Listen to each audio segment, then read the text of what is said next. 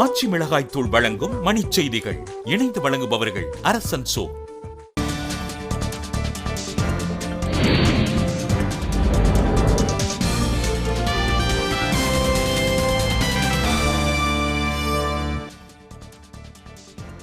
சென்னை புறநகர் பகுதிகளில் ஏரிகள் நிரம்பியதால் பாதுகாப்பான இடங்களை தேடிச் செல்லும் பொதுமக்கள். விருதாசலம் சுற்றுவட்டார பகுதிகளில் கனமழையால் 34,000 ஏக்கர் பரப்பிலான பயிர்கள் பாதிப்பு. நாகை மாவட்டத்தில் பள்ளிக்கூடங்களை தயார் நிலையில் வைக்க ஊராட்சி தலைவர்களுக்கு அரசு அறிவுறுத்தல்.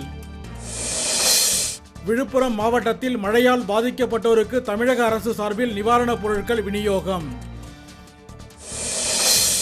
திருச்சி மற்றும் நாமக்கல் மாவட்டங்களில் பள்ளி கல்லூரிகளுக்கு நாளை விடுமுறை அறிவிப்பு.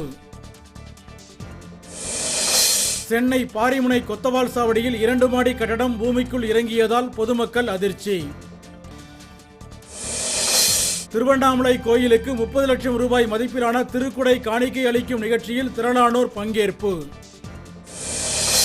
தீவிரவாதத்துக்கு எதிராக உலக மக்கள் அனைவரும் ஒன்றிணைய வேண்டுமென பிரதமர் நரேந்திர மோடி வலியுறுத்தல். இந்தியா வங்கதேசம் இடையே கப்பல் போக்குவரத்து செயல் திட்ட ஒப்பந்தம் கையெழுத்தாகி இருப்பதாக நிதின் கட்கரி தகவல். கன்னியாகுமரி மாவட்டத்தில் வெள்ள நிவாரண பணிகள் குறித்து அதிகாரிகளுடன் ஆட்சியர் ஆலோசனை. ஆச்சி மிளகாய் தூள் வழங்கிய மணிச் செய்திகள். இணைந்து வழங்கியவர்கள் அரசன் சோ.